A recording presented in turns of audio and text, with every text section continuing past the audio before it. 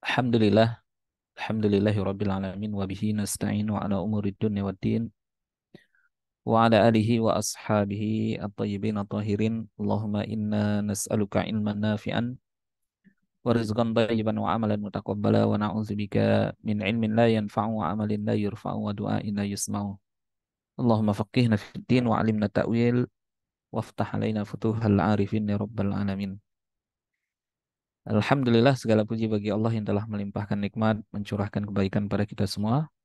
Salam dan salam semoga tercurahkan kepada qudwah kita Nabiullah Muhammad sallallahu alaihi wasallam dan juga kepada seluruh keluarga beliau, sahabat-sahabatnya serta seluruh mukmin dan mukminat yang ittiba kepada beliau, yang menghidupkan sunnahnya dan yang menjalankan apa yang telah diwasiatkan oleh beliau. Di malam hari ini kita akan membahas tentang Jam'ul Quran ya. Ini melanjutkan dari pembahasan tentang Al-Quranul Karim ya. Bab tentang Al-Quranul Karim. Nah, di antara pembahasannya adalah tentang Jam'ul Quran atau pengumpulan Al-Quran. Baik itu di masa Nabi SAW, kemudian di masa Sayyidina Abu Bakar dan di masa Sayyidina Utsman bin Affan radhiyallahu anhum.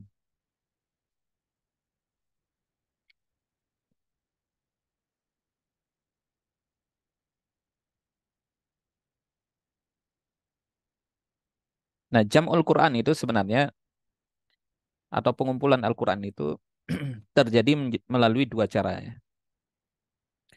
Yang pertama adalah terkumpulnya Al-Quran fis sudur ya, di dalam dada. Jadi hafal Al-Quran itu dihafal oleh para sahabat ya, ketika mereka mendengar Nabi menyampaikan Al-Quran. Jadi proses pengumpulan Al-Quran itu pertama terjadi di dalam dada para sahabat. Artinya para sahabat menghafal apa yang mereka dengar dari Nabi Shallallahu Alaihi Wasallam.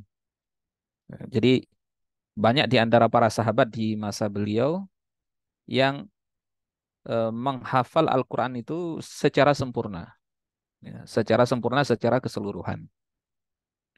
Nah, ini proses yang pertama. Karena orang-orang Arab ini di antara keistimewaan mereka adalah eh, kuatnya daya ingat mereka ya. Di orang Arab ini dikenal dengan kuatnya daya ingat mereka. Jadi mereka bisa menghafal ratusan ribu bait syair ya. Dan itu bukan pekerjaan yang mudah. Jadi menghafal ribuan bait syair itu bukanlah sesuatu yang mudah bagi kita. Tapi bagi orang-orang Arab, terutama Arab jahiliyah, itu sesuatu yang mudah bagi mereka ya. Menghafal bukan hanya puluhan, ratusan, bahkan sampai ratusan ribu bait syair. Sebagaimana Sayyidina Abu Bakar ya, dalam satu riwayat disebutkan beliau ini menghafal 500 ribu bait syair. Nah, itu tentu sebelum beliau menghafal Al-Quran. Dan itu menunjukkan seperti itulah keadaan umum ya dari orang-orang Arab. Mereka memang tidak terbiasa menulis. Ya. Tidak semua di antara mereka itu yang biasa menulis ya. Tetapi kalau untuk soal hafal, menghafal, nah, mereka itu adalah orang yang paling kuat, paling cepat dan paling kuat ingatannya. Jadi kalau menghafal sesuatu itu sangat cepat dan sangat kuat daya ingatnya terhadap apa yang mereka mereka hafal. Jadi ini hikmah luar biasa kenapa Al-Quran diturunkan di Arab ya, yang mereka itu memiliki daya ingat yang luar biasa. Jadi sangat membantu di dalam proses pengumpulan Al-Quran. Kemudian Al-Quran itu tetap terjaga di dalam dada para sahabat karena eh, mereka selalu mendawamkan bacaan Al-Quran itu. Ya. Jadi kalau di dalam sholat mereka membaca Al-Quran, kemudian apa di dalam di waktu-waktu tertentu mereka merutinkan membaca Al-Quran. Jadi seringnya mereka membaca Al-Quran itu membuat Al-Quran itu semakin melekat di dalam diri mereka. Kemudian mereka juga sangat terikat dengan Al-Quran. Ya. Mereka beramal dengan Al-Quran. Jadi mengamalkan Al-Quran itu bagian daripada kita menghafal atau kemudian menanamkan Al-Quran itu di dalam diri kita sehingga tidak akan pernah lupa lagi. Nah, di para sahabat itu mereka adalah orang-orang yang terdepan mengamalkan apa yang telah mereka hafal sehingga apa yang telah tersimpan di dalam dada mereka itu tidak akan pernah hilang. Ya. Kemudian juga ada dorongan dari Nabi Shallallahu Alaihi Wasallam ya untuk terus membaca Al-Quran, mendawamkannya dan menjanjikan pahala atas mereka yang membaca itu. Nah ini proses pertama ya. Di proses pertama jam'ul Quran itu terkumpulnya Al-Quran itu di dalam dada para sahabat sehingga mereka menghafalnya dengan mutqin, menghafalnya dengan sempurna. Nah kemudian proses yang kedua adalah para sahabat itu mereka menulis Al-Quran itu. Jadi bukan hanya menghafal tetapi juga mereka menuliskannya. Bahkan Nabi SAW itu punya para penulis wahyu. Itu yang memang ditunjuk oleh Nabi SAW. Setiap kali nanti ada wahyu yang turun kepada beliau, maka beliau akan perintahkan kepada salah satu dari mereka untuk menuliskan Al-Quran yang turun kepada beliau. Di sebagian di sebagian rujukan itu disebutkan bahwa jumlah para penulis wahyu sekitar 25 orang. Ini disebutkan oleh Syekh Nuruddin Aider ya, di dalam kitab Ulumul Quran. Jumlah mereka sekitar 20. Sebagian riwayat mengatakan 40. Sebagian lagi, sebagaimana disebutkan oleh Syekh Mustafa Al-A'zami, itu jumlah mereka 60. 60 pencatat wahyu. Nah, di antara mereka adalah Zaid bin Thabit. Jadi turun satu ayat, Allah panggil para penulis wahyu, kemudian mereka tuliskan ayat yang turun kepada Nabi SAW di hadapan Nabi. Nah, jadi mereka menuliskannya di hadapan Nabi SAW. Jadi Al-Quran itu ditulis di masa Nabi langsung di hadapan beliau oleh para penulis wahyu. Nah, jadi di zaman Nabi itu Al-Quran sekedar dihafal. Tapi sudah ada lembaran-lembarannya. Ya, sudah ada tulisan-tulisan Al-Quran yang itu ditulis oleh para sahabat itu di dalam di tulang belulang, ya, kemudian di batu-batu tipis, kemudian di pelepah kurma, di media apapun yang bisa digunakan untuk menulis, maka mereka akan menuliskannya. Setelah para penulis wahyu itu menuliskan Al-Quran, mereka sodorkan ke hadapan Nabi. Kemudian ketika Nabi melihat dan Nabi membenarkan bahwa tulisannya seperti itu, nah, maka Nabi kembalikan kepada para sahabat. Jadi yang dilakukan oleh para sahabat bukan hanya menulis apa yang diimlakkan oleh Nabi, tetapi juga mereka apa yang mereka tulis, apakah benar atau tidak. Jadi tulisan Al-Quran itu juga sudah disetujui oleh Nabi SAW. Nah, jadi bukan hanya sahabat menuliskannya sendiri, tetapi sudah disodorkan di hadapan Nabi sehingga Nabi membenarkan. Ya.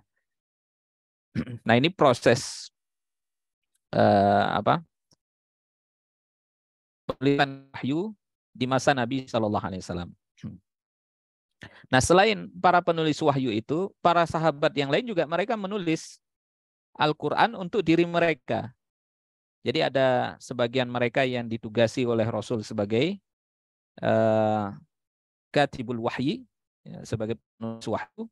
Ada di antara mereka yang menulis Al-Quran itu untuk mereka pribadi. Jadi mereka punya mushaf masing-masing, ya. Jadi punya lembaran-lembaran Al-Quran yang mereka tulis untuk mereka sendiri. Ya. Dan itu dibuktikan dengan sabda Nabi SAW ketika beliau mengatakan la taktubu anni, janganlah kalian menuliskan dariku, waman kataba anni ghairal Quran, siapa saja yang menulis dariku selain daripada Al-Quran, falyamhuhu, maka hendaklah dia menghapusnya. Nah ini kan menunjukkan bahwasanya sahabat itu sudah melakukan penulisan Al-Quran. Sehingga Nabi mewanti-wanti para sahabat jangan sampai menulis selain daripada Al-Quran. Nah, itu menunjukkan bahwasanya pada saat itu sahabat sudah ramai menulis Al-Quran ya, di dalam berbagai macam media. Nah, tapi kemudian Nabi mengingatkan, kalau menulis hanya tulis Al-Quran, jangan tulis yang lain. Sampai muncul larangan untuk tidak menulis kaulnya beliau, ucapan beliau sendiri. Nah, sehingga hadis di masa Nabi itu awalnya ditulis, ya. Pada awalnya tidak ditulis karena ada larangan dari Nabi Shallallahu Alaihi Wasallam. Nah, khawatir kalau sahabat ini mereka menulis ucapan, kemudian misalnya di pinggiran mushaf, khawatir nanti bercampur firman Allah dengan kaulnya Nabi Shallallahu Alaihi Wasallam, ya. Khawatir bercampur antara Al-Quran dengan As-Sunnah, sehingga orang nanti nggak bisa membedakan ini ucapan Nabi, ya. Kan hakikatnya sama-sama itu. Nah, tetapi kalau kemudian nanti tidak bisa dibedakan, ya, sebagian orang menyangka bahwa ucapan Nabi itu adalah wahyu, itu adalah Al-Quran, adalah kalamullah, padahal bukan. Nah, sehingga Nabi melarang para sahabat. Jadi Nabi melihat para sahabat ramai di antara mereka yang menuliskan Al-Quran, maka Nabi mengingatkan mereka untuk menulis hanya Al-Quran saja, tidak yang lain. Kemudian juga di antara dalil yang menunjukkan bahwa Al-Quran juga telah ditulis di masa Nabi SAW adalah beberapa riwayat berikut. Di antaranya adalah bahwa Nabi SAW itu melarang naha an yusafira bil Qur'ani ila ardil aduwi. Nabi melarang sahabat itu untuk melakukan perjalanan ke tempat musuh dengan membawa Al-Quran. Nah, ini menunjukkan bahwa di zaman Nabi itu para sahabat itu sudah punya mushafnya, tulisan tangan sendiri, ya, terhadap Al-Quran. Sehingga kemudian Nabi mengingatkan mereka, jangan sampai mereka mendatangi tempat musuh sambil membawa Al-Quran yang telah mereka catat itu. Nah, khawatir nanti akan diambil oleh musuh, kemudian akan dibakar misalnya, akan dimusnahkan, sehingga kemudian nanti akan menyebabkan Al-Quran itu hilang, ya. Tulisan-tulisan Al-Quran itu akan hilang. Jadi larangan Nabi SAW itu menunjukkan bahwasanya di masa beliau telah banyak lembaran-lembaran Al-Quran yang itu ditulis oleh para sahabat, sehingga muncul larangan seperti yang disebutkan di dalam riwayat Al-Imam Al-Bukhari dan Imam Muslim ini. Kemudian riwayat yang lain adalah ketika Nabi menuliskan surat, ya, kepada Amr bin Hazm, beliau mengatakan la yamassal Qur'ana illa tahirun.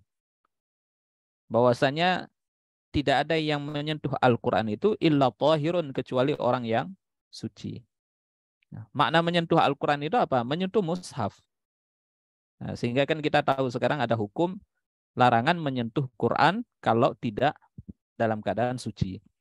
Haram hukumnya menyentuh Al-Quran kalau dalam keadaan tidak bersuci atau dalam keadaan berhadas. Nah, makna Al-Quran yang dimaksud di sini adalah mushaf. Nah, lembaran-lembaran Al-Quran, tulisan-tulisan Al-Quran itu. Nah, ini kan menunjukkan bahwasanya di masa beliau itu telah ada lembaran-lembaran Al-Quran, mushaf yang ditulis oleh para sahabat, sehingga beliau melarang mereka untuk menyentuh Al-Quran itu kecuali mereka dalam keadaan tohir, dalam keadaan suci. Ini sebagaimana diriwayatkan oleh Imam Malik dan Imam An-Nasai dan juga Imam Ibnu Hibban. Kemudian riwayat yang lain, ini yang dinukil oleh Syekh Taqiyuddin An-Nabhani di dalam kitab Saksiyah ini.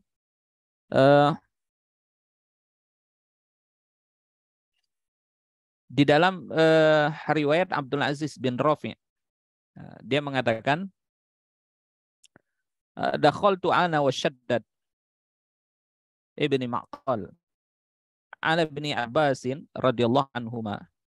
Aku masuk bersama dengan Shaddad, ya, ke tempatnya Ibnu Abbas radhiyallahu anhuma. Faqala lahu Shaddad, kemudian Shaddad berkata kepada Sayyidina Ibnu Abbas, atarakan Nabi sallallahu alaihi wasallam min syai'in, apakah Nabi itu meninggalkan sesuatu? Qala, kemudian Sayyidina Ibnu Abbas mengatakan, ma taraka illa ma bainad daftaini. Beliau itu tidak meninggalkan kecuali apa yang ada di antara dua sampul ini. Maksudnya apa? Mushaf. tulisan-tulisan Al-Quran. Wadakhaltu qala, kemudian Al-Aziz, Abdul Aziz bin Rafi juga mengatakan, wadakhaltu ala Muhammad ibn al-Hanafiyah. Kemudian aku juga masuk menjumpai Muhammad bin al-Hanafiyah. Ya. Kemudian kami bertanya kepada Muhammad bin al-Hanafiyah, faqala, kemudian dia berkata, mataraka illa ma bainad daftaini. Jadi dia mengatakan bahwa Rasul itu tidak meninggalkan sesuatu kecuali apa yang ada di antara dua sampul. Nah, maknanya adalah Nabi itu meninggalkan tulisan-tulisan, lembaran-lembaran Al-Quran yang itu telah ditulis para penulis wahyu. Nah, ini menunjukkan bahwasanya beliau di masa beliau itu telah dikumpulkan Al-Quran itu bukan hanya di dalam dada para sahabat, tetapi juga terkumpul di dalam catatan-catatan, di dalam lembaran-lembaran yang ada di tangan para penulis wahyu. Nah, dan inilah yang nanti dikumpulkan oleh Sayyidina Abu Bakar radhiyallahu anhu. Ya, jadi apa yang telah ditulis di masa Nabi SAW inilah yang nanti akan dikumpulkan di masa Sayyidina Abu Bakar radhiyallahu anhu. Nah, ini pengumpulan Jam'ul Quran di masa Rasulullah SAW. Nah, sementara di masa Sayyidina Abu Bakar, ya, Jam'ul Quran di masa beliau itu terjadi karena banyaknya para qurra yang syahid di perang Yamamah. Di perang melawan orang-orang murtad. Di sana wafat atau syahid ya sejumlah para qurra ya, para penghafal Al-Qur'an yang itu menyebabkan Sayyidina Umar itu merasa khawatir ya. Jadi merasa khawatir kalau kemudian semakin banyak nanti para qurra yang syahid. Karena setelah perang Yamamah ini kan ya pasti ada perang-perang yang lain. Nah, itu akan diikuti oleh para sahabat. Ya, tentu di antara mereka ada para qurra. Ada di antara mereka yang menghafal Al-Quran ya secara menyeluruh.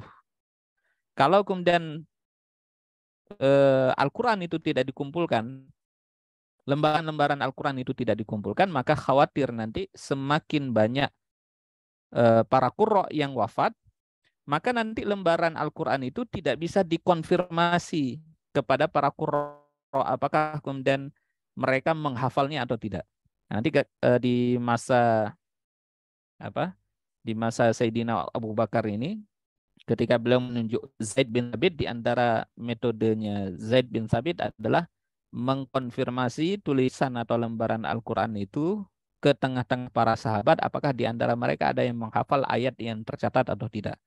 Jadi bukan hanya sekedar mengumpulkan tulisan itu, tetapi juga dikonfirmasi dengan hafalan para sahabat. Nah, ini kalau misalnya banyak para sahabat yang mereka menghafal Al-Quran, banyak yang syahid, nah, tentu nanti lembaran Al-Quran itu tidak bisa lagi dikonfirmasi. Ya, bisa lagi dikonfirmasi. Nah, ini dikhawatirkan oleh Sayyidina Abu Bakar, Sayyidina Umar bin Khattab, ya, radhiyallahu an. Ya. Sehingga eh, apa eh, di masa Abu Bakar inilah para sahabat itu merasa perlu untuk kemudian mengumpulkan lembaran-lembaran Al-Quran yang telah ditulis di masa Rasulullah SAW. Nah, jadi kalau dulu sebelum terjadi perang Yamamah, ya para sahabat tidak merasa khawatir, ya tidak pernah merasa khawatir akan hilangnya Al-Quran, karena memang masih banyak orang yang menghafal Al-Quran. Kemudian masih lembaran-lembaran Al-Quran itu masih ada di tangan para sahabat. Apalagi di dalam Al-Quran Allah menjamin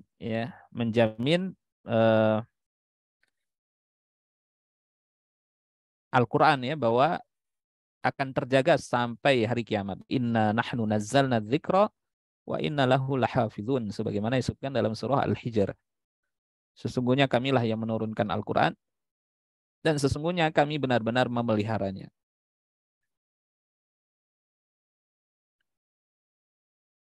Nah, di antara riwayat yang menunjukkan ya awal dari proses pengumpulan Al-Quran di masa Sayyidina Abu Bakar, ini sebagaimana yang disebutkan oleh Zaid bin Thabit.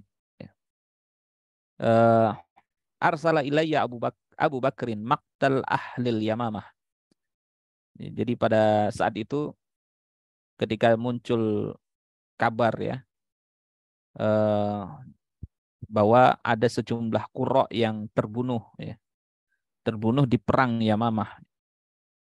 Dan saat itu berita itu sampai kepada Sayyidina Abu Bakar, sampai kepada Sayyidina Umar ya. Jadi sama-sama mereka mendengar berita tentang wafatnya sebagian besar para qurra. Qala Abu Bakrin radhiyallahu anhu, kemudian Abu Bakar mengatakan, "Inna Umar atani." Sesungguhnya Umar mendatangiku. Wa qala, kemudian Umar mengatakan, "Innal qatla qad istaharra yaumal yamamah biqra'il Qur'an."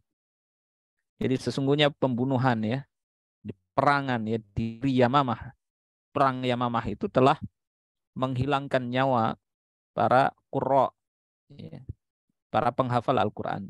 Wa inni akhsha an yastahirra al-qatlu bil qurra'i bil mawatin. Fayadhabu katsirun minal Qur'an. Dan aku khawatir ya, khawatir peperangan itu akan melenyapkan sebagian para qurra itu, akan menghilangkan nyawa mereka ya, artinya mewafatkan mereka. Nah, sehingga ketika mereka wafat syahid, maka hilang juga sebagian daripada Al-Qur'an itu. Wa inni aro anta muro bijam'il Qur'an. Ya, kemudian aku berpendapat untuk diperintahkan untuk mengumpulkan Al-Qur'an itu. Jadi Sayyidina Umar merasa penting atau merasa perlu untuk mengumpulkan Al-Qur'an itu. Khawatir kalau kemudian terjadi peperangan yang lebih besar dari itu. Ya, qultu li Umar, kemudian aku berkata kepada Umar. Sayyidina Abu Bakar berkata kepada Sayyidina Umar radhiyallahu anhuma, "Kaifa taf'alu syai'an lam yaf'alhu Rasulullah sallallahu alaihi wasallam?" Bagaimana engkau bisa melakukan sesuatu yang tidak dilakukan oleh Rasulullah? Mengumpulkan lembaran tadi ya dalam satu mushaf ya, dalam satu mushaf itu kan tidak dilakukan oleh Nabi. Nabi hanya mengimlakkan Al-Qur'an ditulis oleh para penulis wahyu ya, tapi tidak dikumpulkan di dalam satu mushaf.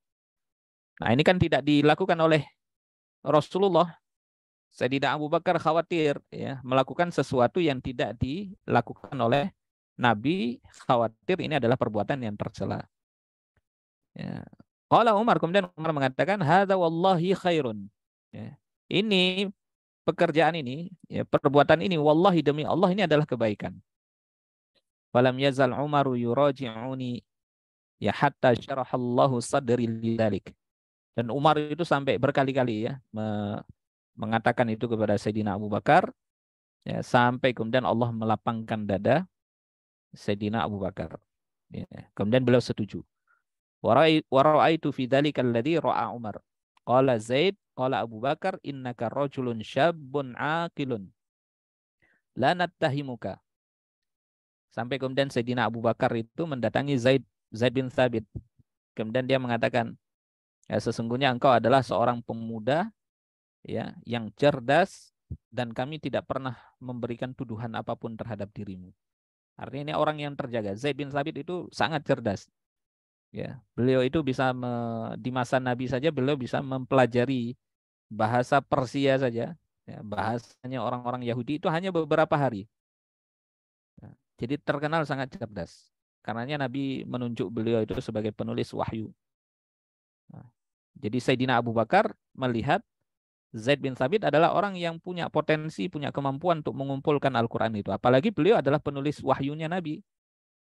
Ya, orangnya masih muda, masih cerdas, ya. Kemudian tidak ada tuduhan apapun. Artinya pribadinya bukan pribadi yang tercela. Bukan orang yang dituduh berdusta misalnya ya. Kemudian eh, Sayyidina Abu Bakar juga mengatakan waqad kunta taktubul wahya li Rasulillah sallallahu alaihi wasallam. Dan engkau juga dulu pernah menulis wahyu untuk Rasulullah sallallahu alaihi wasallam. Maka carilah itu tulisan-tulisan Al-Qur'an itu kemudian kumpulkanlah ya. Nah, kemudian Sayyidina Zaid bin Sabit sampai mengatakan pekerjaan ini ringan daripada memindahkan gunung. Jadi memindahkan gunung bagi diriku itu jauh lebih ringan daripada pekerjaan ini. Melapangkan dadanya, akhirnya Zaid bin Thabit juga setuju dengan apa yang diperintahkan oleh Sayyidina Abu Bakar. Nah, jadi di masa Sayyidina Abu Bakar, pengumpulan Al-Quran itu dilakukan oleh Zaid bin Thabit sebagai orang yang bertanggung jawab, ya. Dan Zaid bin Thabit itu melakukan itu dengan sangat teliti. Jadi didatangi semua sahabat yang dulu menulis wahyu di hadapan Nabi SAW. Kemudian dikumpulkan tulisan itu. Kemudian tulisan yang telah dikumpulkan itu dipastikan bahwa ditulis di hadapan Nabi SAW dan harus disaksikan oleh dua orang. Ada sahabat misalnya membawa satu lembaran Al-Quran. Kemudian Zaid bin Thabit akan memastikan apakah lembaran Al-Quran ini, apakah tulisan ini, itu ditulis di depan Nabi dan Nabi melihatnya. Kalau si pemilik tulisan mengatakan iya, gitu datangkan dua orang saksi. Ada dua orang saksi mengatakan iya bahwa ini ditulis di hadapan Nabi. Nah, ketika dibuktikan dengan persaksian dua orang, maka lembaran itu diterima. Zaid bin Thabit akan menerima lembaran itu. Nah, jadi kalau datang lagi orang yang membawa lembaran-lembaran Al-Quran itu, ya, maka akan diminta untuk datangkan dua orang saksi. Ya. Jadi sangat sangat akurat, ya, bagaimana Sayyidina Zaid bin Thabit itu memastikan bahwa ini adalah tulisan yang ditulis di hadapan Nabi SAW. Dan itu bukan hanya tulisan yang sekedar ditulis di dalam lembaran-lembaran, tetapi itu dipastikan bahwa apa yang tertulis di situ juga dihafal oleh para sahabat. Nah, jadi bukan hanya dibuktikan bahwa tulisan itu ditulis di hadapan Nabi, tapi juga dihafal oleh para sahabat. Apakah ada satu orang sahabat yang menghafal sesuai dengan apa yang tertulis? Jika ada, maka akan diterima. Jadi metodenya Zaid bin Thabit itu adalah dengan pertama memastikan bahwa tulisan itu ditulis di depan Nabi dengan menghadirkan dua orang saksi. Yang kedua adalah memastikan bahwa apa yang tertulis itu dihafal oleh sahabat, minimal oleh satu orang sahabat. Dan itu bukan berarti Zaid bin Thabit tidak hafal, ya. Beliau hafal semua yang dibawa ke hadapan beliau itu beliau hafal. Nah, tapi ini menunjukkan betapa tingginya, ya, ketelitian dari Zaid bin Thabit dan sangat valid, kan. Jadi apa yang dikumpulkan itu memang benar-benar 100% itu ditulis di hadapan Nabi dan itu benar-benar Al-Quran yang dihafal oleh para sahabat. Jadi tidak ada satupun yang dikumpulkan oleh Zaid bin Thabit yang bukan Al-Quran. Nah, kalau ada yang bukan Al-Quran itu akan tereliminir dengan sendirinya. Apalagi dulu Nabi SAW melarang para sahabat itu menulis sesuatu yang bukan Al-Quran. Apalagi di dalam satu lembaran yang sama. Nah, sehingga apa yang dikumpulkan itu benar-benar adalah Al-Quran yang diturunkan kepada Nabi SAW. Nah, kalau proses semacam ini kan tidak terjadi dalam penulisan kitab yang lain, ya. Injil misalnya, ya. Nah, Injil itu kan tidak ditulis di masa Isa alaihissalam. Ya. Injil, ya, Bible yang kita lihat hari ini itu ditulis paling tidak 100 tahun setelah wafatnya Nabi Isa atau setelah Nabi Isa diangkat ke langit. Jadi tidak ditulis di hadapan Nabi Isa. Dan Nabi Isa tidak memastikan bahwa itu adalah Injil, ya. Sehingga apa yang beredar itu sudah mengalami tahrif, ya, kan mudah sekali untuk ditahrif, ya, diubah, diganti, dibuang, dimasukkan sesuatu yang bukan Injil, bukan bagian dari kitab suci. Nah, sehingga apa yang mereka pegang hari ini itu tidak otentik. Nah, tidak otentik. Apalagi perjanjian lama, ya, seperti Taurat dan lain-lain, ya. Nah, itu sudah lebih sulit lagi bagi kita untuk melacaknya yang asli.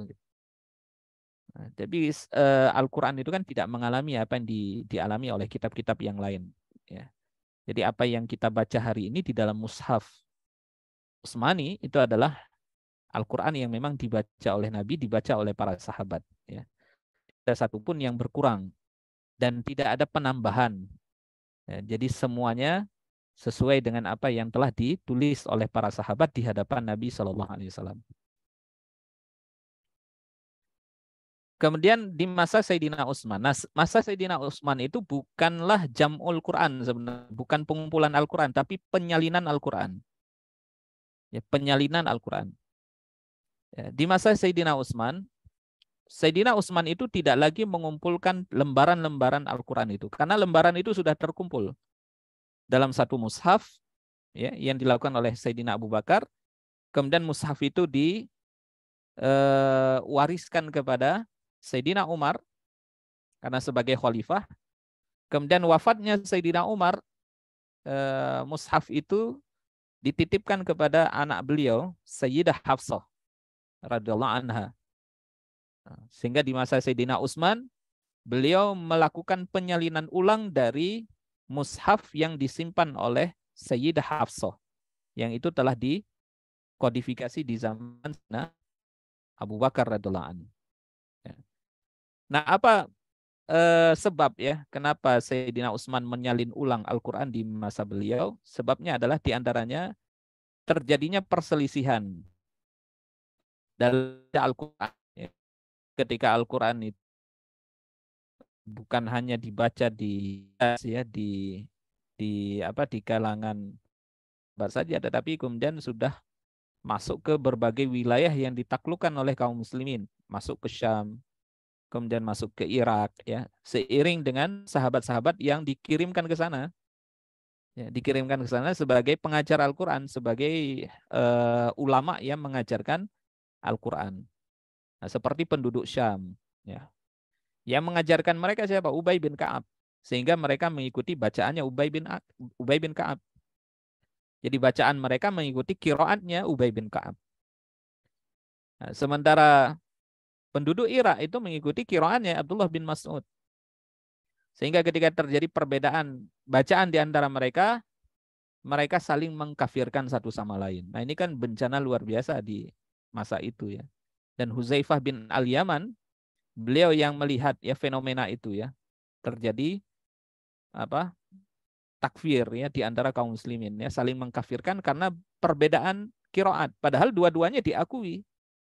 Tapi karena mereka tidak tahu, ya, bahwa qiraat yang dibaca masing-masing itu adalah qiraat yang dibenarkan. Ya, yang membaca qiraat Ubay bin Ka'ab itu benar, yang membaca sesuai dengan qiraat Abdullah bin Mas'ud itu juga benar. Ya, jadi tidak ada perbedaan di antara, maksudnya tidak ada perbedaan yang mencolok, ya. Perbedaan nanti hanya ada pada beberapa ayat, beberapa bacaan. Tapi tindakan saling mengkafirkan itulah yang mengkhawatirkan Huzaifah bin Yaman. Ya, kan seharusnya tidak sampai seperti itu, ya. Sehingga Sayyidina Huzaifah bin Yaman itu mendatangi Sayyidina Utsman, kemudian mengatakan kepada beliau untuk mengumpulkan melakukan penyalinan ulang terhadap mushaf yang ada, tetapi dengan satu diseragamkan dengan bacaan yang sama. Sehingga nanti yang dikirimkan itu hanya satu mushaf saja. Tidak ada mushaf yang lain, ya. Tadi satu mushaf yang ditulis oleh Zaid bin Thabit yang ditugasi oleh Sayyidina Utsman, sehingga nanti tidak ada lagi perbedaan bacaan di antara mereka. Ya, mereka membaca dari mushaf yang sama, sehingga tidak terjadi tindakan saling mengkafirkan di antara kaum muslimin. Ya. Nah, jadi Sayyidina Zaid bin Thabit yang kembali ditugaskan oleh Sayyidina Utsman untuk menyalin ulang, ya, menyalin ulang dari mushaf yang ditinggalkan oleh Sayyidina Umar bin Khattab, ya, yang dititipkan kepada anak beliau, Sayyidah Hafsah. Kemudian ditulis menjadi salinan. Nah, salinan inilah yang dikirim ke 7 wilayah yang berbeda di zaman itu. Dan semua mushaf selain mushaf Utsmani, selain mushaf yang ditulis oleh Zaid bin Thabit atas perintah Sayyidina Utsman, semuanya dibakar. Termasuk mushafnya Abdullah bin Mas'ud, mushafnya Ubay bin Ka'ab, ya. Sehingga kemudian bacaannya menjadi seragam, ya. Tidak ada perbedaan di antara mereka. Nah, itu tujuannya adalah untuk menyatukan kaum muslimin, ya, supaya mereka tidak terpecah. Nah, jadi apa yang kita lihat, apa yang kita baca hari ini itulah mushaf yang ditulis di masa Sayyidina Utsman, ya, radhiyallahu anhu. Ya.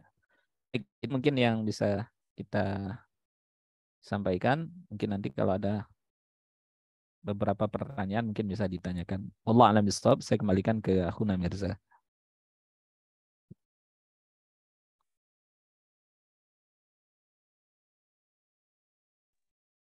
Baik, alhamdulillah telah kita dengarkan bersama materi pada malam hari ini yang berkaitan dengan Al-Qur'anul Karim. Ini dimulakan Allah Subhanahu wa taala. Bagi yang ingin bertanya, boleh langsung menuliskan di kolom komentar, boleh juga langsung di raise hand dulu, baru nanti setelah kami izinkan, boleh untuk di unmute. Silahkan Bapak Ibu, dituliskan pertanyaannya di kolom komentar.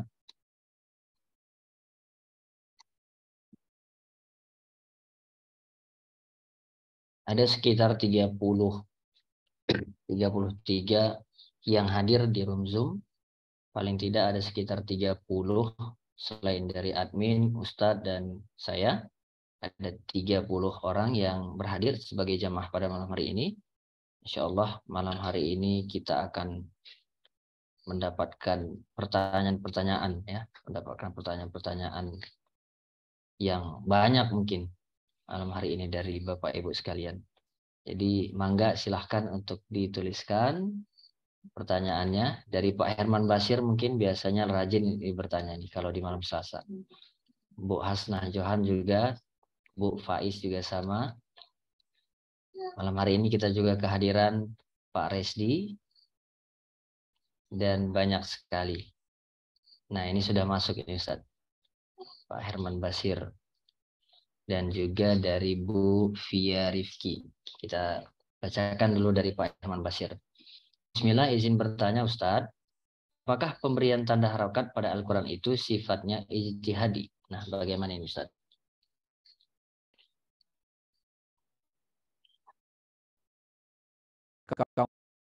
Iya, harokat tanda titik itu uslub, ya. Itu uslub. Karena dulu salinan mushaf, ya, di zaman Sayyidina Utsman atau bahkan lebih awal lagi, ya, di masa Rasulullah SAW itu memang tanpa harokat dan tanpa titik. Tidak ada harokatnya dan tidak ada titiknya. Nah, itu aslinya begitu, ya. Nah, pemberian harokat, pemberian tanda itu uslub. Uslub untuk memudahkan membaca mushaf, begitu, ya. Sehingga tidak ada orang yang salah membacanya. Karena di zaman Sayyidina Ali, ya, Abul Aswad Ad-Du'ali itu pernah mengadu kepada Sayyidina Ali, ya, ketika beliau menjadi khalifah. Terjadi perselisihan, ya, dan kesalahan di dalam membaca mushaf. Nah, disitulah kemudian beliau mengusulkan untuk membubuhi harokat dan titik.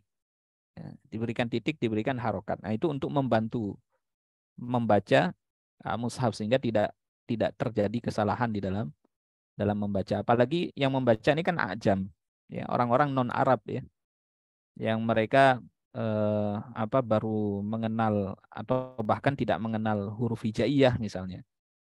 Nah, ini kan kesulitan sekali membaca Al-Quran, ya, atau mushaf yang tidak ada harokat, tidak ada titik. Nanti Bapak Ibu sekalian bisa baca bukunya Syekh Mustafa Al-A'zami. Saya tidak sempat memfotokan apa. Nah, di situ beliau menampilkan beberapa gambar mushaf zaman dulu, ya, yang tidak ada titik, tidak ada harokatnya. Itu di buku The History of the Quranic Text, ya. The History of Quranic Text. Ya, sejarah teks Al-Quran, ya. Kompilasi antara atau perbandingan antara Al-Quran dengan beberapa kitab yang lain, ya. Baik itu perjanjian baru maupun perjanjian lama. Nah, jadi itu uslub, ya. Dan bisa berbeda nanti kalau kita lihat di mungkin di mushaf yang lain mungkin, ya. di mushaf yang lain selain daripada mushaf Utsmani. Nah, ya, karenanya itu sekedar uslub saja membantu ya, membantu kita untuk membaca Al-Quran. Jadi tidak sejak awal diberi hak ya, tidak di zaman Nabi diberi hak atau di zaman Utsman. Nah, tapi itu belakangan munculnya di masa Sayyidina Ali. Kayak gitu ya. Baik, Ustadz, sudah terjawab pertanyaan dari Pak Herman Basir. Lanjut kita ke pertanyaan Bu Fia Rifki. Pak Ustadz, apakah pada zaman Nabi mushaf itu sudah ada terjemahannya atau bagaimana Ustadz? Wah, mantap ini pertanyaan Ustadz. Di zaman Nabi karena yang membaca itu semuanya orang Arab, ya tentu tidak butuh terjemahan ya karena bahasa mereka sendiri. Ya. Nah, jadi belum belum ada masa itu penerjemahan ya. Orang non Arab pun ya masa setelah Nabi katakanlah. Orang non Arab pun yang membaca Al-Quran itu ya mereka membaca dengan bahasa Al-Quran itu. Untuk memahaminya ya mereka harus memahami bahasa Al-Quran ya. Ya. Itu kalau kalau ada orang non Arab ya, tapi saya nggak tahu ada riwayat nggak orang-orang non Arab yang di zaman Nabi ya yang membaca Al-Quran itu karena eh, saat itu kan Islam itu belum masuk ke Persia ya, belum masuk ke wilayah Persia kan itu baru masa Sayyidina Umar kan penaklukan Persia sehingga banyak orang ajam non Arab itu yang masuk Islam. Nah, apakah di zaman Sayyidina Umar itu Al-Quran juga sudah diterjemahkan? Wallah alam ya. Tapi Al-Quran yang beredar di wilayah Persia ya, di zaman Sayyidina Umar itu ya tetap dengan bahasa Al-Quran, dengan bahasa Arab. Orang yang membaca Al-Quran dan mereka berusaha untuk memahaminya, mereka juga harus belajar bahasa Al-Quran. Karena sahabat itu ketika menaklukkan negeri Ajam, seperti Persia, Syam, dan lain-lain, itu mereka nggak hanya membawa Al-Quran, tapi juga membawa bahasa Al-Quran. Sehingga orang yang masuk Islam di zaman itu, kalau dia itu Ajam, non-Arab, maka dia harus belajar bahasa Arab. Dan bahkan itu menjadi dorongan yang sangat kuat ya. Ketika mereka membaca Al-Quran, itu menjadi dorongan bagi mereka mempelajari Al-Quran.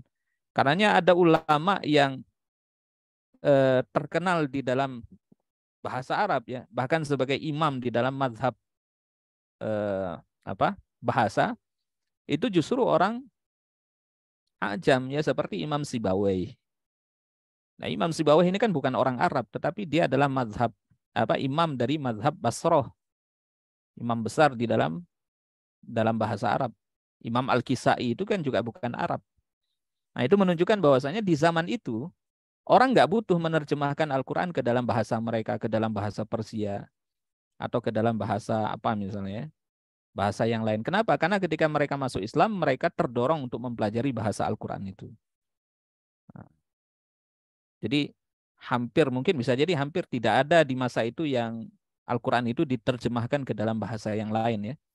Kalau di zaman Rasulullah mungkin memang tidak ada karena rata-rata yang membaca itu ya para sahabat kan, orang-orang Arab asli, nggak butuh terjemahan. Tapi di masa setelah itu, di masa Sayyidina Abu Bakar, Sayyidina Umar, apalagi di masa penaklukan Islam ke wilayah luar Arab ya, di luar Jazirah Arab, itu mereka juga tidak butuh untuk menerjemahkan itu karena mereka sendiri yang terdorong untuk mempelajari bahasa Al-Quran. Ya, ulama-ulama Islam itu kan banyak dari wilayah Persia ya, banyak. Ya, bahkan pakar di dalam bahasa Arab. Ya. Nah itu menunjukkan bahwa ketika mereka masuk Islam, Islam masuk ke wilayah mereka, itu bahasa Arab sudah menjadi bahasa resmi. Ya, sudah menjadi bahasa resmi. Dan mendarah daging di dalam diri mereka. Nah, mungkin zaman kita saja sekarang yang orang itu butuh terjemahan ya. Di saat kaum muslimin lemah perhatiannya terhadap bahasa Arab. Sehingga untuk membaca kitabnya sendiri mereka butuh terjemahan. Jadi kalau kita lihat sejarahnya, memang di masa akhir Utsmaniyah, orang banyak meninggalkan bahasa Arab ya. Kaum muslimin banyak meninggalkan bahasa Arab. Dan itu menjadi salah satu faktor kemunduran kaum muslimin. Ya, sehingga akhirnya bahasa Arab itu menjadi bahasa asing. Padahal itu adalah bahasa mereka sendiri, bahasa agama. Nah, tapi sekarang kan menjadi bahasa asing, sehingga banyak di antara kita yang butuh terjemahan untuk memahami Al-Quran. Ya. Jadi terjemahan itu sebenarnya munculnya di masa-masa belakangan ya, terjemahan Al-Quran. Wallahu a'lam bishawab. Ya, baik. Alhamdulillah Bu Bu Fia Rifki sudah terjawab ya Bu. Selanjutnya kita ke pertanyaan Pak Rahmat Kurniawan Al-Fatih. Masya Allah. Mantap ini namanya Pak. Semoga menjadi doa juga ya. Izin bertanya Ustadz, ada berapa kiroat yang sahih dan mushaf yang kita pakai sekarang di Indonesia pakai kiroat apa Ustadz? Kalau kiroat mutawatir ya. Kiroat mutawatir. Kiroat mutawatirah itu 7 yang disepakati, 10 yang itu masih diperselisihkan. Ada yang mengatakan 10 kiroat itu. Kiroat yang mutawatirah, tapi 3-nya itu diperselisihkan. 7 itu disepakati, semuanya mutawatir. Nah yang di Indonesia itu apa? Mayoritas adalah kiroat Hafiz an Asim. Ya. Kiroat riwayat dari Hafiz an Asim. Nah itu yang rata-rata dipakai di Indonesia ya.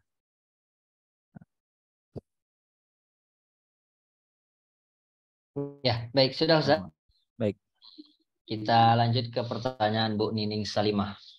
Izin bertanya Ustadz, hadis yang menyebut di antara dua sampul.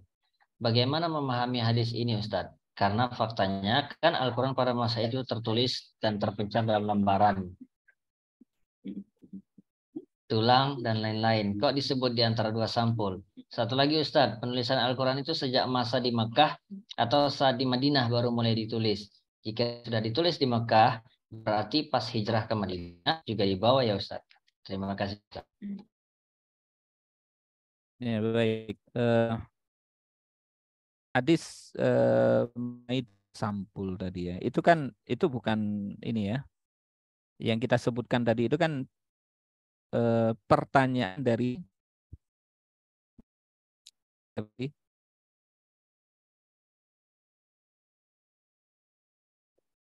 Bentar ya, kita tampilkan riwayatnya.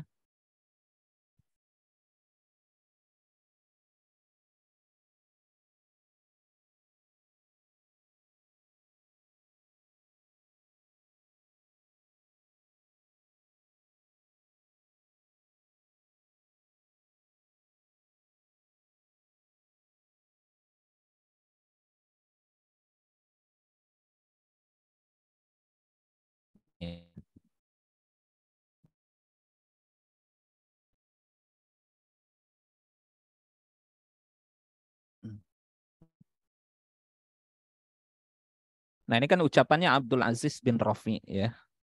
Ketika dia mendatangi Sayyidina Ibnu Abbas. Ini masa setelah Nabi ya. Ketika dia bertanya, Syaddad ya. Syaddad itu bertanya kepada Sayyidina Ibnu Abbas, "Atarokan Nabi sallallahu alaihi wasallam min syai'in?" Dan Sayyidina Ibnu Abbas mengatakan, "Qala ma taraka illa ma bainad daftaini." Ya. Sayyidina Ibnu Abbas mengatakan, beliau tidak meninggalkan kecuali apa yang ada di antara dua sampul. Ini masa setelah Nabi, karena Al-Quran itu sudah terkumpul dalam satu mushaf. Ya. Jadi di zaman Sayyidina Ibnu Abbas ketika beliau ditanya oleh Syaddad, itu Al-Quran sudah terkodifikasi. Ya. Kan di zaman Abu Bakar kan sudah dikumpulkan dalam satu mushaf. Nah, sehingga Sayyidina Ibnu Abbas mengatakan beliau tidak meninggalkan sesuatu kecuali apa yang ada di antara dua sampul ini. Maksudnya lembaran-lembaran yang sudah terkumpul itulah yang ditinggalkan Nabi Shallallahu Alaihi Wasallam. Jadi Nabi bukan meninggalkan dalam bentuk mushaf, tetapi lembaran-lembaran yang ada di antara dua sampul tadi ya, di antara dua sampul. Nah, ini kan masa setelah wafatnya Nabi Shallallahu Alaihi Wasallam. Itu tadi mungkin ya yang ditanyakan ya. Nah, Ustaz, Kemudian untuk pertanyaan selanjutnya, apa tadi? Kedua. kalau memang di Iya, ya, sejak turunnya wahyu sudah mulai ditulis, tapi di kapan mulai penulisan itu mulai apa namanya? Mulai eh, ditulis dengan sangat masif itu ya di masa Madinah ya, di periode Madinah. Ya, di periode Madinah.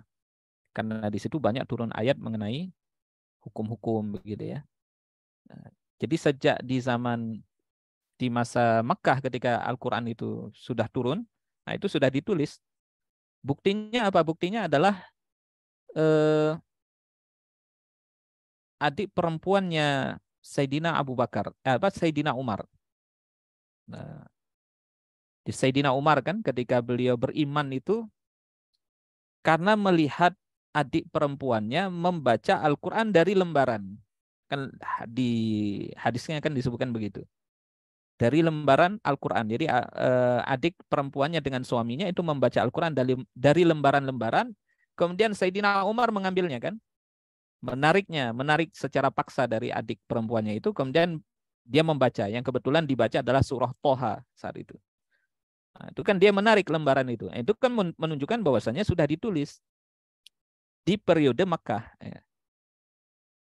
Nah, ketika hijrah, tentu kemudian lembaran yang ditulis oleh para sahabat itu mereka bawa, ya, mereka bawa sampai kemudian wafatnya Nabi Shallallahu Alaihi Wasallam, lembaran-lembaran itu tetap terjaga ya di sisi mereka.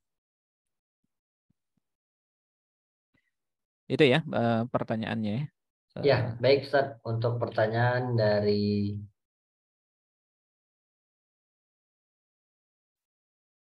Bu Nining Salimah. Kita lanjut ke pertanyaan selanjutnya. Nah, bagaimana Ustadz penempatan hadis mutawatir dengan ayat Al-Quran dalam Islam, baik dalam perkara ibadah juga syariah? Meninjau ada yang mengambil pendapat bahwa hadis sahih juga dapat dijadikan hujjah dalam perkara akidah. Mangga Ustadz. Eh, yang bisa dijadikan hujjah ya dalil dalam masalah akidah itu hanyalah Al-Quran dan hadis mutawatir. Mutawatir secara subut ya. Jadi dia memang 100% bahwa hadis itu berasal dari Nabi Shallallahu Alaihi Wasallam. Nah, yang dimaksud dengan akidah itu apa? Akidah adalah tasdikul jazim. Yang dimaksud dengan akidah yang landasannya haruslah dalil yang qat'i, yaitu ayat Al-Quran dan hadis mutawatir, itu adalah akidah yang bermakna tasdikul jazim. Yaitu pembenaran yang sifatnya pasti, yang itu membedakan antara keimanan dan kekufuran. Mengingkarinya itu kufur. Nah, akidah yang seperti ini kan mesti landasannya qat'i. Bagaimana mungkin kita membangun akidah yang itu qat'i sifatnya, tetapi dalilnya nggak qat'i? Itu kan nggak mungkin. Dan ini menjadi pendapat jumhur usuliyin. Ya. Mayoritas ahli usul itu berpendapat bahwa yang bisa dijadikan hujjah dalam perkara akidah itu hanyalah Al-Quran dan hadis mutawatir. Nah, sebagian ulama ada yang berpendapat bahwa hadis sahih ya, itu bisa dijadikan sebagai hujjah ya. Tapi ini dipandang sebagai pendapat yang lemah. Ya. Jadi yang lebih mendekati kebenaran insya Allah adalah apa yang diadopsi oleh mayoritas ahli usul ya. Jadi kaidahnya begitu. Jadi yang bisa dijadikan dalil hujjah di dalam perkara akidah hanya dua itu saja ya. Ayat Al-Quran dan hadis mutawatir. Karena keduanya itu yufidul yakin. Ya. Jadi ayat Al-Quran dan hadis mutawatir itu memberikan faedah yakin. Ya, bahwa isi di dalamnya itu kebenarannya sifatnya qat'i. Itu ya. Ya, baik. Alhamdulillah sudah terjawab. Ini ada beberapa pertanyaan lagi nih sebenarnya Ustaz. Ini bagaimana Ustaz? Satu, dua, ada tiga pertanyaan lagi. Kita lanjut atau bagaimana Ustaz? Baik, mungkin Kita cukupkan untuk yang ini saja. satu lagi mungkin ya. Ya, baik Ustaz. Dari Pak Rahmat Kurnia, ini Pak Rahmat Kurnia sudah bertanya. Ini ada pertanyaan dari Bu Hasnah Johan. Kita ke pertanyaan Bu Hasnah Johan dulu. Bismillah, Afwan Ustadz, banyaknya metode bacaan Al-Quran saat ini dan ada yang menyatakan metodenya paling benar karena bersanad langsung kepada Rasulullah. Maka bagaimana kita menyikapi hal tersebut? Dua, mushaf cetakan Indonesia ada yang berbeda di bagian penulisan tanda wakaf dan dengan mushaf Utsmani, yang mana yang baik untuk dibaca agar tidak salah dalam membacanya. Ketiga, wah diborong semua ini. Yang benar untuk orang Indonesia huruf shad ejaannya so atau sya. Contohnya di kata insya Allah karena ada yang mengeja dengan insya Allah. Ini bagaimana Ustaz?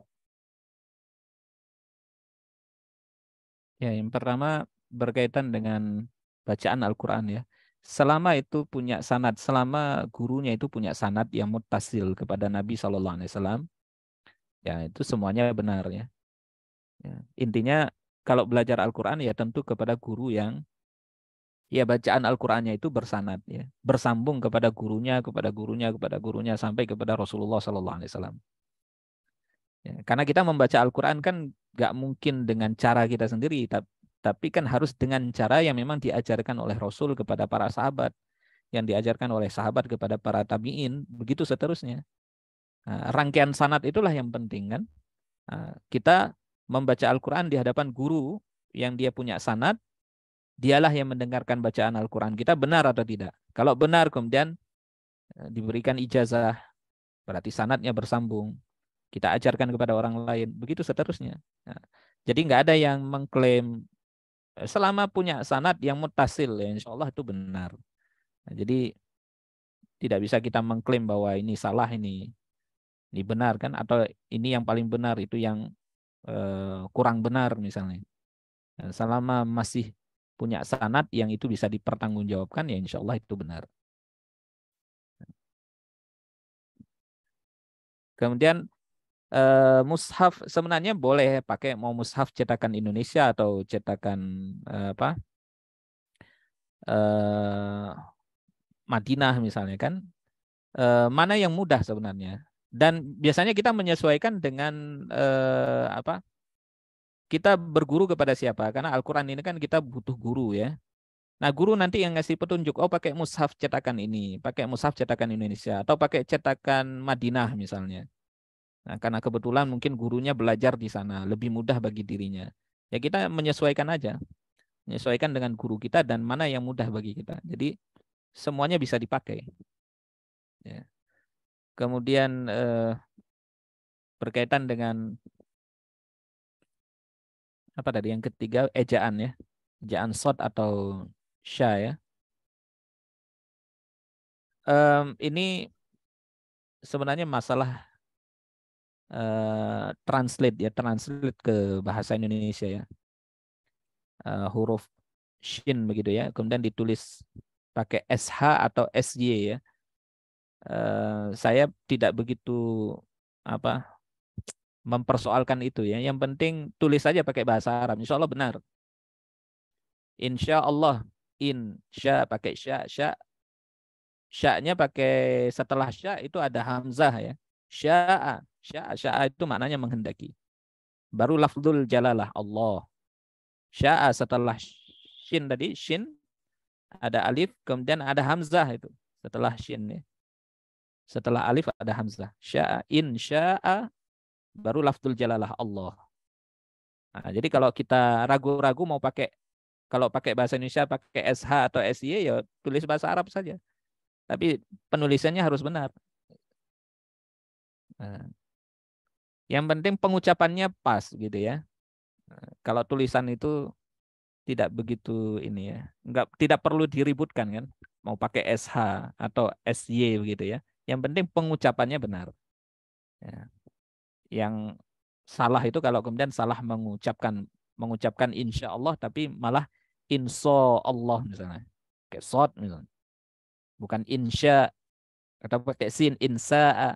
Nah, kan sudah jelas salahnya. Nah, yang penting pengucapannya benar. Wallah alam bisawab ya. Mungkin itu ya yang bisa kita bahas malam hari ini. Saya kembalikan kepada Huna Mirza. Ya, baik. Alhamdulillah Ustaz. Malam hari ini kita sudah menyelesaikan. Ini nanti insya Allah pertanyaan dari Pak Rahmat Kurniawan. Yang terakhir kita akan kirimkan ke Ustadz langsung untuk dijawab nanti di di grup saja ya. Mohon izin kepada Pak Rahmat Kurniawan. Alhamdulillah malam hari ini kita sudah menyelesaikan kajian kita. Mudah-mudahan Allah Subhanahu wa taala limpahkan kita rahmat dan karunia-Nya, dan terlebih Allah juga ridho atas aktivitas kita malam hari ini. Tapi sebelum itu kita mintakan terlebih dahulu untuk closing speech dari Ustadz pada pertemuan malam hari ini. Tafadhol Ustadz. Ya, Jam'ul Quran atau pengumpulan Al-Quran di masa Nabi itu terjadi dengan dua cara tadi ya. Pertama, melalui hafalan para sahabat terkumpul di dalam dada mereka, kemudian ditulis di hadapan Nabi SAW, kemudian dilanjutkan di masa Sayyidina Abu Bakar ya, dikumpulkan dalam satu mushaf. Kalau di zaman Nabi itu masih terpencar ya di tangan para sahabat, nah, tapi di zaman Sayyidina Abu Bakar dikumpulkan jadi satu mushaf, yaitu catatan yang ditulis langsung di hadapan Nabi, disaksikan oleh dua orang, ya, dan juga dihafal oleh para sahabat. Nah, di masa Sayyidina Utsman yang terjadi adalah penyalinan ulang. Jadi tidak lagi mengumpulkan lembaran-lembaran dari sahabat, tetapi menyalin ulang dari mushaf yang dikodifikasi di zaman Sayyidina Abu Bakar. Itulah yang dikirim ke berbagai wilayah, termasuk ke Irak, ke Syam, ya, dan beberapa wilayah yang lainnya. Sehingga Al-Quran itu terjaga, bukan hanya secara hafalan, tetapi tulisannya juga terjaga. Ya, jadi hari ini Al-Quran itu terjaga dalam dadanya para hufaz, para penghafal Al-Quran, dan juga terjaga dalam bentuk tulisan, dalam mushaf yang kita pegang hari ini. Nah, inilah bentuk daripada jaminan Allah Subhanahu wa taala menjaga Al-Quran ya sampai hari kiamat. Ya, ini bentuk penjagaan daripada Allah Subhanahu wa taala terhadap Al-Quran, sehingga Al-Quran itu tetap otentik. Ya, tidak ada yang ditahrif ya, tidak ada yang hilang daripada Al-Quran itu. Jadi semua yang ada yang kita pegang hari ini itu sudah sesuai dengan apa yang diwariskan oleh Nabi Shallallahu Alaihi Wasallam. Wallahu a'lam bishawab. Insyaallah mungkin kita nanti bisa diskusi lanjut di pertemuan yang akan Alhamdulillah, datang. syukron. Jazakallah khair kepada Ustadz atas ilmunya malam hari ini. Kita doakan semoga Allah Subhanahu wa taala selalu merahmati